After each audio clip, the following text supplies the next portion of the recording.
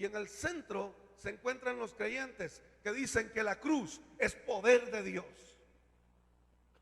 Ahora, para usted es locura, es tropezadero o es poder de Dios.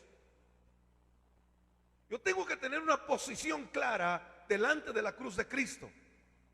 Tengo que estar claro cuál es mi posición enfrente de la cruz. Yo no puedo pensar que por ratos yo estoy al lado izquierdo y por ratos estoy al lado derecho y por ratos estoy en el centro. En lo que se refiere a Cristo, yo tengo que tomar una decisión y esa decisión es radical y tengo que sostenerla por el resto de la vida. Porque si hay algo que los predicadores nos hemos equivocado al decir reciba a Cristo y usted será salvo, eso es una equivocación. Nadie se salva por recibir a Cristo. La misma Biblia dice que el que persevere hasta el fin, ese es el que va a ser salvo. No el que recibe a Cristo, sino el que mantiene esa palabra hasta el último día que habita esta tierra. Ok.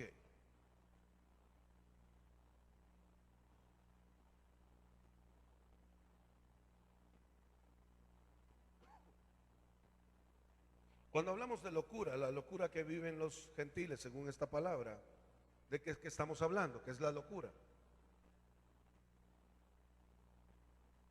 Los gentiles dicen que la palabra de la cruz es locura, es decir, quien crea esta palabra tiene un trastorno mental. Eso es lo que están diciendo.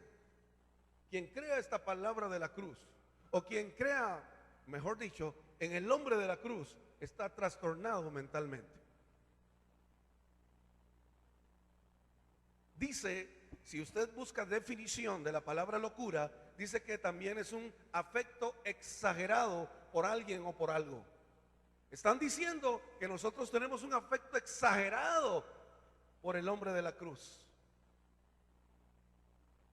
Pero yo creo que el amor que nosotros le profesemos a Él debe ser consecuente al amor que Él nos profesó a nosotros. Y ese fue un afecto exageradamente grande. Cuando, perdón por darle espalda, es que de verdad hoy me quedo bien lejos. Sigamos en 1 Corintios capítulo 1, verso 21, por favor.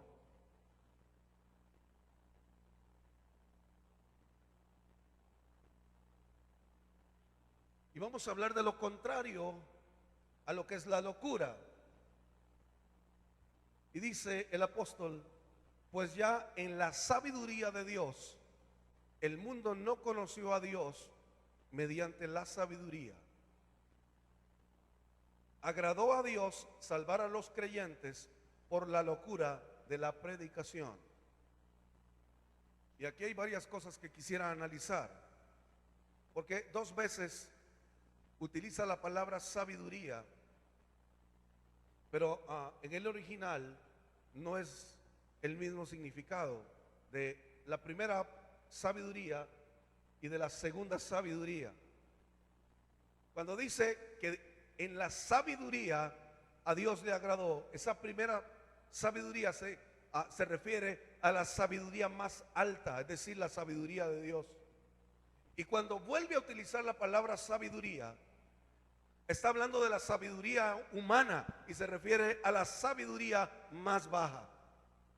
Para darse a entender, el apóstol está diciendo que la sabiduría más alta no quiso que el hombre le conociera con la sabiduría más baja, la sabiduría del hombre, sino que Dios diseñó esto de tal forma que al hombre le parece locura, porque él lo que hizo fue diseñar la salvación a través de la locura de la predicación.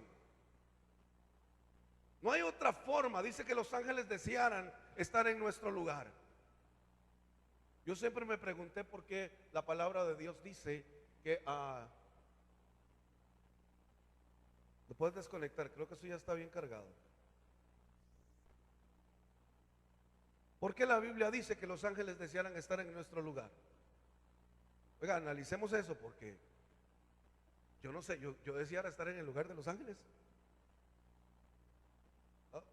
En algún momento yo he pensado, leyendo esa palabra, pues yo deseara poder estar frente al trono, conocer a Dios de la forma en que ellos lo conocen, poder volar con esas alas que ellos tienen, poder hacer la voluntad de Dios de la forma en que ellos lo hacen. Entonces, ¿por qué ellos desearan estar en nuestro lugar? Y la respuesta es fácil. Número uno, porque a ningún ángel llamó Dios hijo jamás.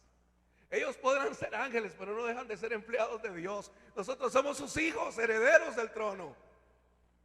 Y número dos, ningún ángel Dios le encargó predicar el evangelio de salvación. Se lo encargó a sus hijos. Por eso, si usted ve el texto, dice los creyentes. La Biblia no es para todo el mundo. Si usted creía eso, discúlpeme, eso no es así. La Biblia no es para todo el mundo, la Biblia es para los creyentes.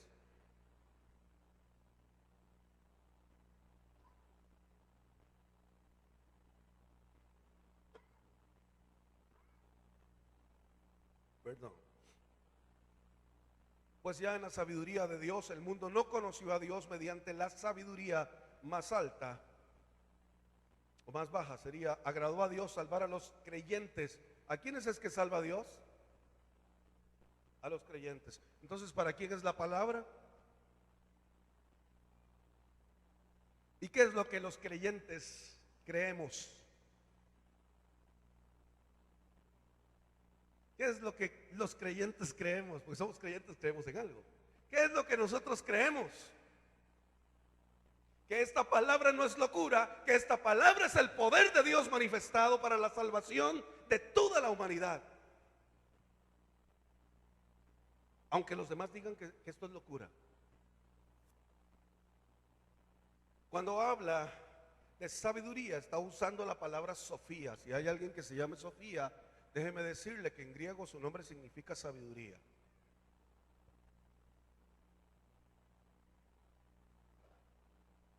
Dice que esta palabra se las trae, esta palabra Sofía, es una palabra muy especial, sabiduría. Y es la palabra que Dios usa para hablar de la sabiduría más alta. Que en la Sofía de Dios, el mundo no le conoció, sino a través de la predicación.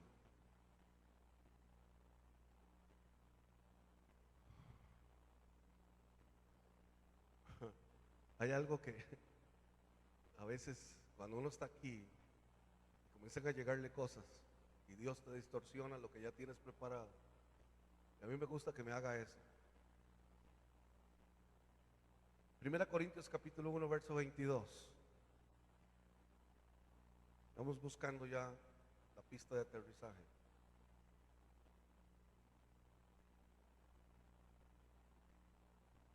Miren que estos días que hemos estado en filmación de la película, han sido días extenuantes de horas y horas, tal vez 5 o 6 horas para poder lograr una escena que dura minuto, 30 segundos, 2 minutos.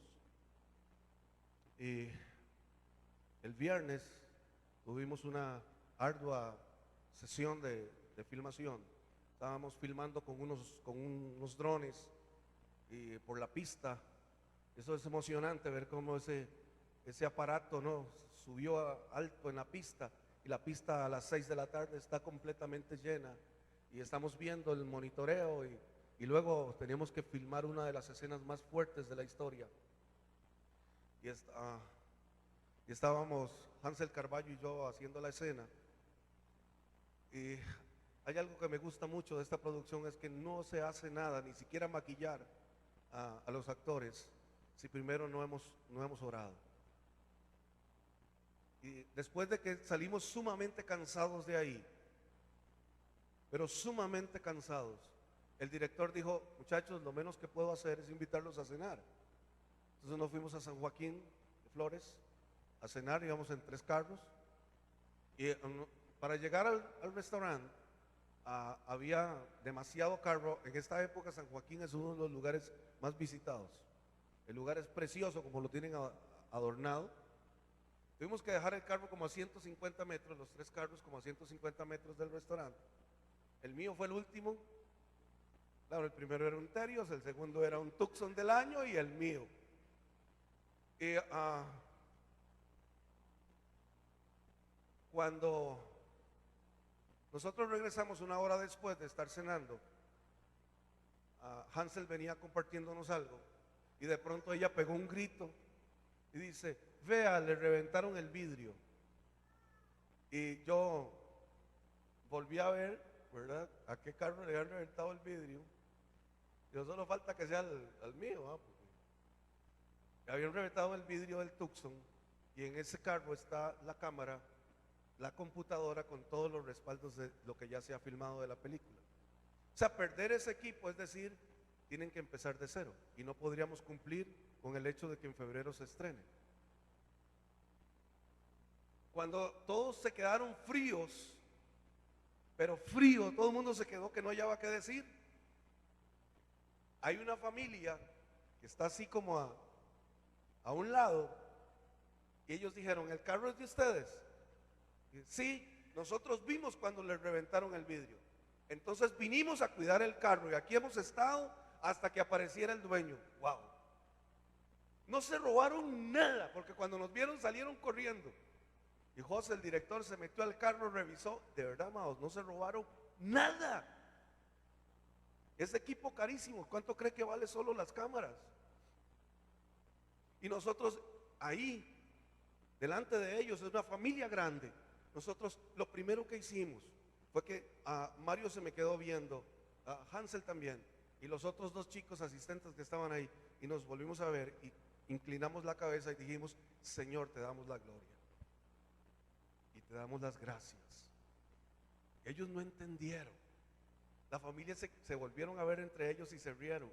Ellos no entendieron qué fue lo que pasó, porque para ellos fue locura y no supieron que fueron instrumentos de Dios para guardar lo que hemos estado haciendo para poder llevar el mensaje a la pantalla grande. Y lo único que pudimos decir fue: gloria a ti, Señor. No hay otra forma que reconocer que hay una intervención divina. Porque ¿quién se arriesga hoy para cuidar las pertenencias de un desconocido? Para al tema.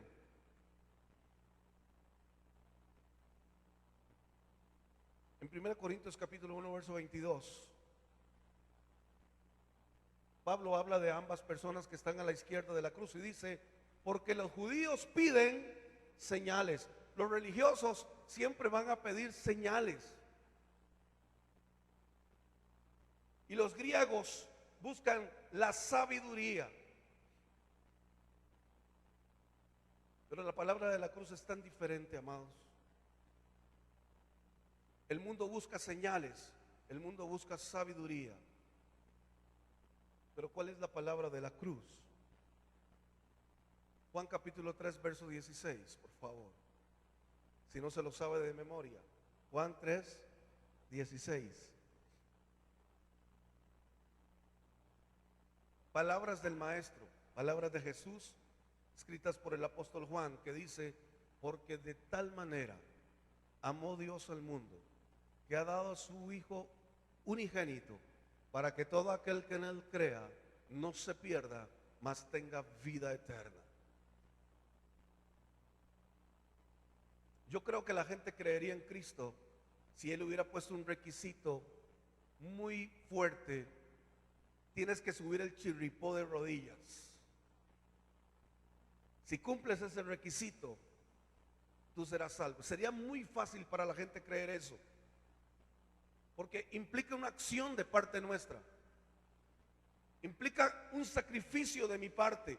Pero aquí radica la locura de la cruz, en que Dios no te está pidiendo que hagas nada. Él dice: yo ya lo hice, lo único que estoy pidiendo es que tú lo creas. Punto. No tienes que hacer ningún sacrificio, no tienes que ir X fecha a tal lugar, no hay por qué peregrinar. Dice: lo único que tienes que hacer es creer que lo que pasó en la cruz es real y que fue lo que yo hice para salvar tu vida.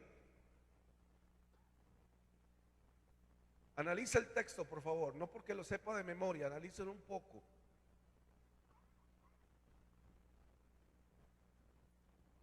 Vea que empieza con la palabra porque, o por qué más bien. ¿Qué es la razón de ser de la cruz? ¿Cuál es la razón de ser?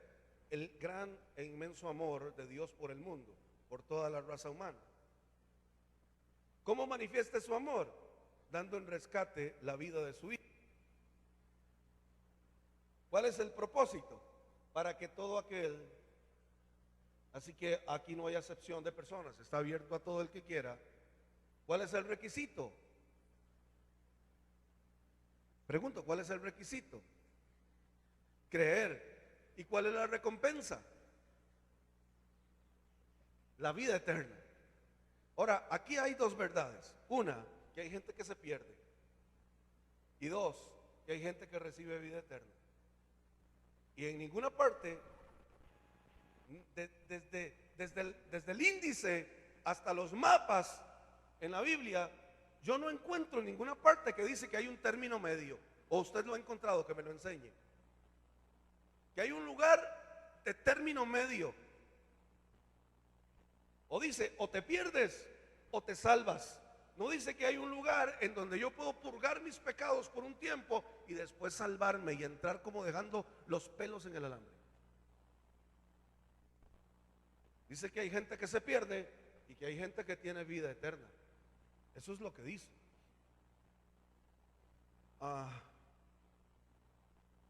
Quiero que vaya conmigo al 1:18, ahí en 1 Corintios, que fue la palabra que usé como premisa para iniciar esto.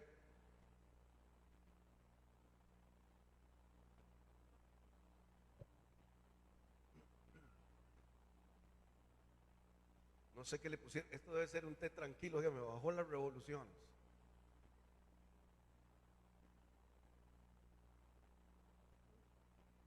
Pablo dice estas palabras, quiero utilizar solo la primera parte del verso, en donde Pablo dice, porque la palabra de la cruz es locura.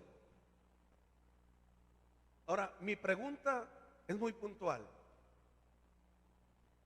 ¿Cuál es esa palabra? ¿Cuál es esa palabra?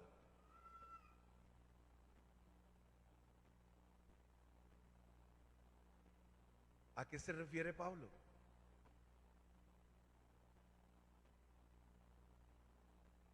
¿Qué es lo que motiva que Pablo diga que esto es locura? Para ello vamos a tener que ir al Evangelio de Juan, capítulo 19.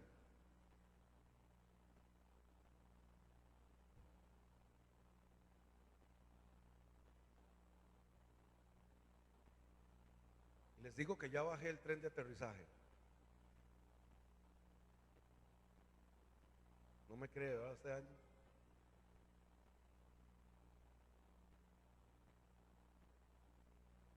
Dice el 19:30 del Evangelio de Juan, cuando Jesús hubo tomado el vinagre, dijo, consumado es. Y habiendo inclinado la cabeza, entregó el Espíritu. ¿Cuál es la palabra de la cruz? ¿Cuál es la palabra que Jesús pronuncia en la cruz? Que es el cierre total de la voluntad de Dios. ¿Cuál es esa palabra? Consumado es. Esa es la palabra de la cruz. Jesús está diciendo, Padre, me enviaste a hacer tu voluntad y la he acabado. Él dice, mi comida, mi bebida es que haga tu voluntad. Y ahora aquí la he hecho en el Getsemaní. Dice, Padre, no se haga mi voluntad sino la tuya. Cuando Él está diciendo en la cruz, consumado es. Para las huestes del infierno, Él está vencido, inclina su cabeza, es vencido. Pero nosotros entendemos que lejos de ser la derrota de Jesús, es una bandera de victoria, que Él al decir consumado es, está diciendo pagué el precio por la salvación, pagué el precio por tu sanidad, pagué el precio por tu prosperidad, pagué el precio por tu hijo, por tu hija, por tu familia. Ya está hecho, consumado es, no hay nada más que hacer, ya lo hice todo. Por eso es locura, ya lo hizo.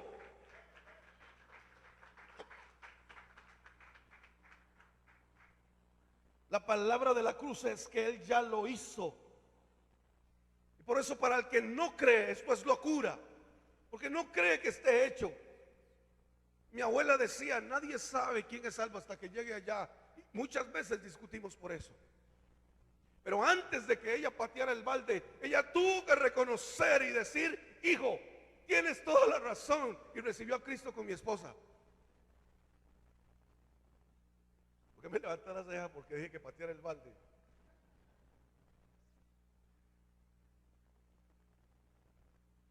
Oh Dios, cuando usted, amado, el enemigo venga a decirle a su oído y a ponerle dudas sobre su salvación, inmediatamente vuélvase y diga la palabra de victoria: consumado es. En la cruz pagaron el precio por mi salvación. Use esa palabra que es poder de Dios. Pablo dice, para nosotros esa palabra es poder de Dios. Cuando la enfermedad toque tu puerta, porque la va a tocar, también tienes autoridad para decir, ya pagaron el precio. Él en la cruz, sus últimas palabras fueron que ya estaba pagado el precio. Él dijo, consumado es. Cuando la situación adversa se te venga encima, porque se te va a venir encima, puedes utilizar esta palabra como él dijo, escrito está, el precio está pagado. El precio fue pagado, consumado es lo que es locura para el mundo, pero que para nosotros es el poder mismo del Dios que está sentado en el trono. Bendito sea Dios. Llévese esta palabra hoy y cada vez que usted pueda, comience a declararla, comience a ponerla en su garganta, en su boca, en su corazón, en su mente, y declare que está hecho en el nombre de Cristo Jesús. Por eso cuando oramos decimos amén, porque estamos diciendo así sea como Jesús lo dijo. Bendito sea Dios. ¿Quiere ponerse de pie un momento?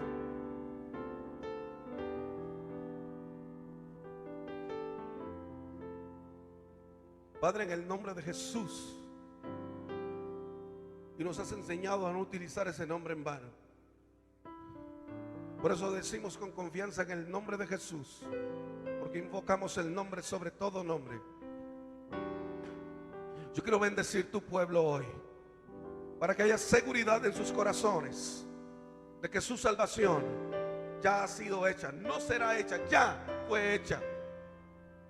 Y que no solamente tienen salvación, sino que también se pagó el precio por la vida eterna, porque hemos entendido que ni la perdición ni la salvación tienen fecha de caducidad, son eternas. Pero hemos recibido vida eterna en nuestros corazones, porque tú dijiste en la cruz, consumado es. Padre, también quiero bendecir tu pueblo con la sanidad que tú compraste en la cruz del Calvario, porque tu pueblo es un pueblo que cree en un Dios que sana y hace milagros.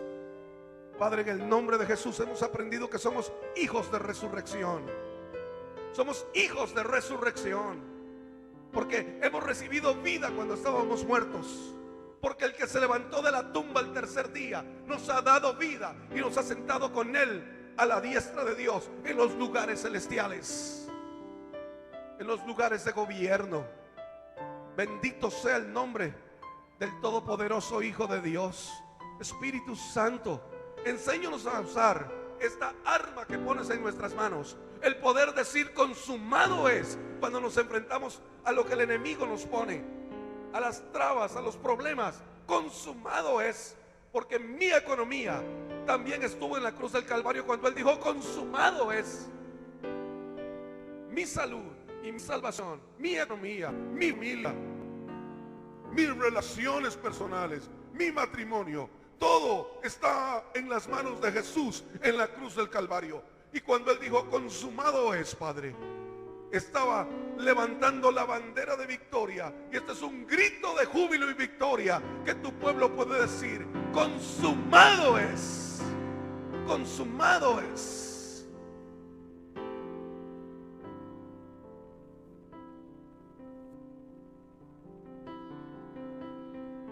Chicos de alabanza, me ayudan un momento porque quiero cantar una canción.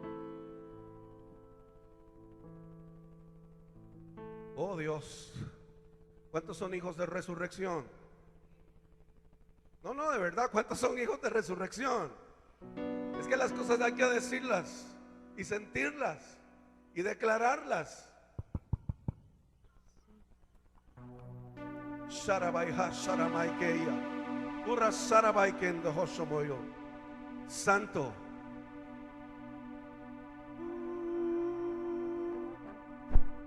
Esta canción que el grupo va a entonar es una canción original que el Espíritu de Dios le ha dado al grupo. Yo como pastor estoy tan feliz de que ya tengamos 3 canciones originales. Despojémonos de la mentalidad de iglesita y empecemos a caminar en la ruta que se nos ha marcado. Somos una iglesia en crecimiento. Vamos hacia el objetivo, vamos hacia la promesa, a tomar la tierra, a tomar lo que Dios prometió a nosotros. Shama y Haya, Ura Sarabaikes, Santo.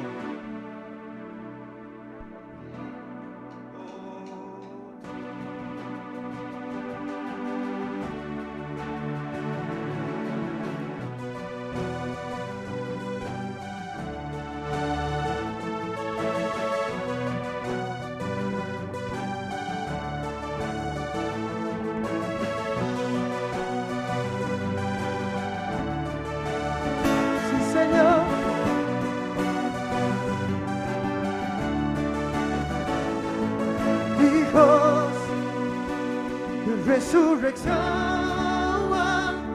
escogidos por ti, hoy vivimos para ti, hijos de resurrección,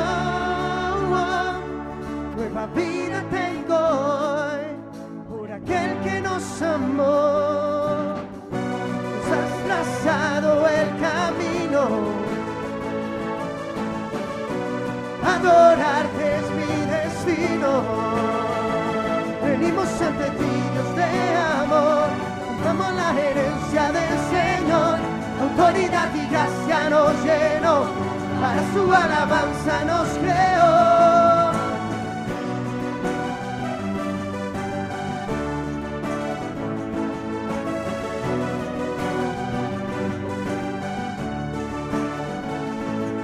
Hijos de resurrección, escogidos por ti, hoy vivimos para ti, hijo de resurrección, nueva vida tengo hoy, por aquel que nos amó, nos has trazado el camino, adorarte es mi destino. Venimos ante ti, Dios de amor, tomamos la herencia del Señor, autoridad y gracia nos llenó, para su alabanza nos creó, las arras de tu herencia traigo yo, el sello del Espíritu de Dios, apartados para ti hay salvación, tomamos la gracia de tu perdón, somos hijos de resurrección.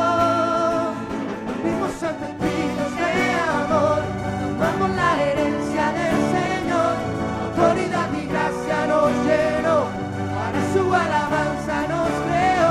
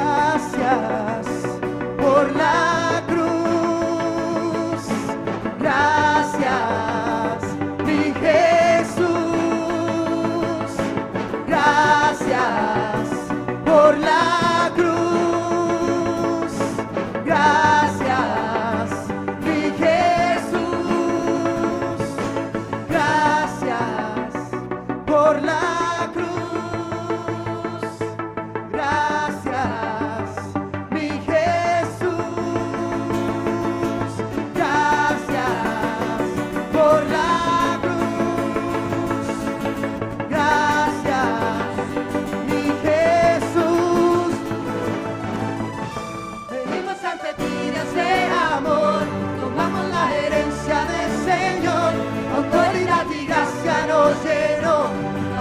alabanza nos creó. Las alas de tu herencia traigo yo, el sello del Espíritu de Dios, apartados para ti en salvación. Amamos la gracia de tu perdón, somos hijos de resurrección. Venimos ante ti, Dios de amor, tomamos la herencia del Señor, autoridad y gracia nos llenó, para su alabanza nos creó. Venimos ante ti, Dios de amor, tomamos la herencia del Señor, autoridad y gracia nos llenó, para su alabanza nos creó.